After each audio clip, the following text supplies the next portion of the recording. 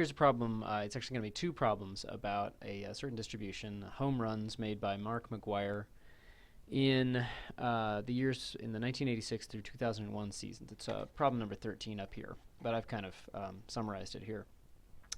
So first of all, it's practice in using a stem and leaf display, interpreting this display of data and trying to describe the distribution. So what this means, of course, is that there was one year where he got 70. That was a famous year, although it was due to steroids apparently or other drugs, substances. 65, that was a very good year. 52 a year, and 58. There was a year with 42, a year with 49. There were 5 years in the 30s. Nothing in the teens, interestingly enough. One with just 03, just 3 home runs, measly 3, and then one with 9, another one with 9. So 2 years with 9, in other words. So let's take a look at the distribution here. Remember, if you turn your head sideways, you can basically get an idea of what the histogram would look like. So it looks like it's unimodal, just one peak in the 30s, because there's 5 years where he hit something between 32 and 39. And I don't know if I'd call it, it's fairly symmetric. If you start from the mode here, you go 10 in either direction, you get two things in each bin. Then here, you can go maybe a little further away and still get something. And here, of course, it stops at 0. Then there's this gap. So it's fairly symmetric, but I'd say maybe a small skew towards the high side, towards the 65 and the 70.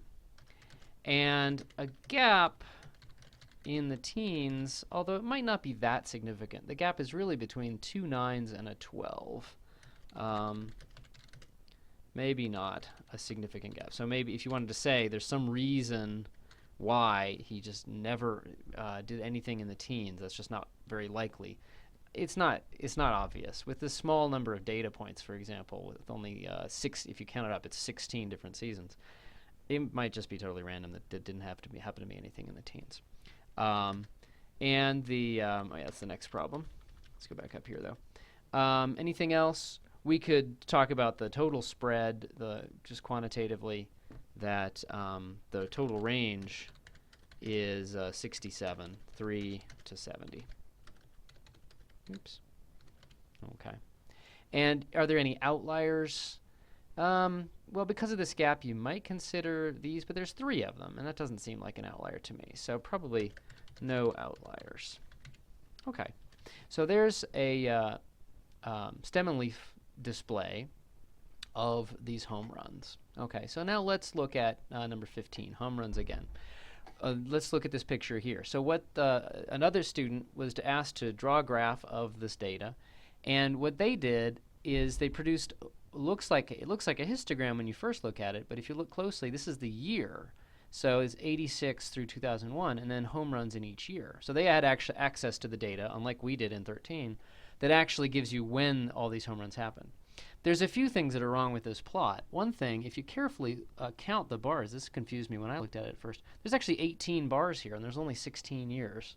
So this student actually just messed up, plain and simple, in some way. But the qualitative error here is one they talk about in the chapter. This should be a time series plot with just dots and maybe lines connecting the dots to give an idea of how it varies in time. It shouldn't look like a histogram. This is not a histogram. They've got individual data points plotted with bars, and that's a no-no.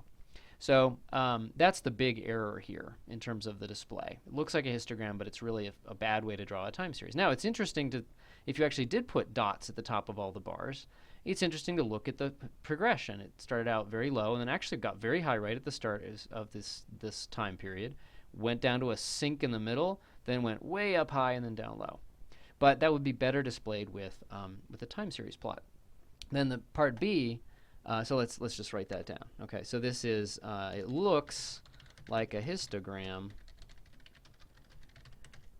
but each bar is just one data value, so we should create a time plot for this data, if that's what we really want, if we want the variation in time. Now, the part B, it says, well, let's just create a histogram of this. If we really wanted a histogram, and that's what they say, students were asked to make a histogram. That's why this is just completely wrong. We're going to do that by putting these data into bins. Basically, we could almost recreate this stem and leaf plot and turn it on its side. So what I wanted to show you is doing that on the calculator. So here, as they say in the book, on the TI calculator, what you do is you go to stat edit, and I've actually entered the data in L1. And I didn't enter them in any particular order. I just entered them in from this data of the stem and leaf plot. Okay. And then, and I don't think you can see it too well, but you can, yeah, let's see, you can see it a little better. And I just entered in all the data straight from the stem and leaf plot in 13. And there's 16 data values, all the way from 70 down to the 3 and the 9 and 9. Okay. So now what do? You go to second stat plot, enter for 1, make sure it's on, go over to type. I've already selected histogram. Make sure the X list is the list that you want. Here it's L1. Okay. And then you could go to zoom. Whoops. That's not what I wanted to do. For some reason, the zoom is telling me something different there. Okay, let's just go to y equals, let's say zoom. You could do zoom 9. And that's not a bad way to start, but it often gives you something that you want to play with.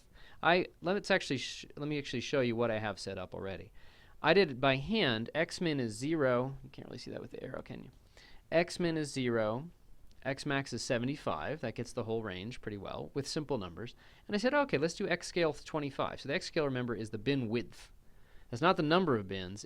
That says the bins are going to be 0 to 25, 25 to 50, 50 to 75. Okay, that makes everything nice. And then Y-min, Y-max, 0 to 10. Remember, the Y's are how many things are in the bins. There's not going to be a bin with more than 10, it seems like, so that should be good.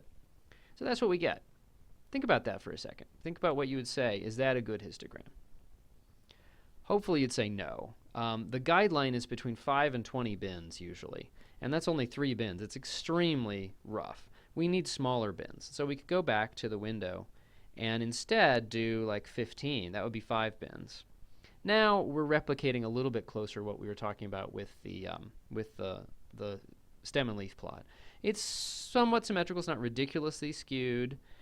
We've got that mode in the middle that we're seeing now pretty clearly, and even a little bit of maybe the gap in the teens is showing up by this thing being rather low. 5 is on the low side. Well, let's see what would happen if we tried to make the X scale a lot smaller. This would be 15 bins. Problem with this is it's a pretty small data set. We've only got 16 data points, and putting those in almost as many bins, you're not going to get the right effect of a histogram. So even though they say 5 to 20, one guideline is you shouldn't have a lot of bins with just one thing in them. That's not getting the nice effect of a histogram. Is to really sort of try to collect some of these points, some of these data values together. So don't have too many bins so that most of your bar heights for your histogram are just 1.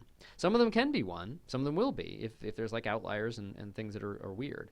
So somewhere in between would be best. Maybe 10 would be good.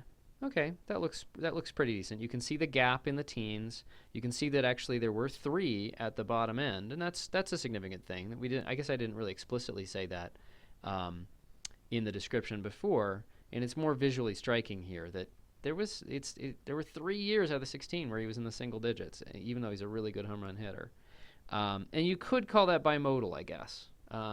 So I'd say maybe we should revise our estimate and say you could even call those 3 maybe another mode. That would be a reasonable thing to say. And then it also shows you the other things we were talking about with the description we had before. So that's how to do one example of doing a histogram on the calculator.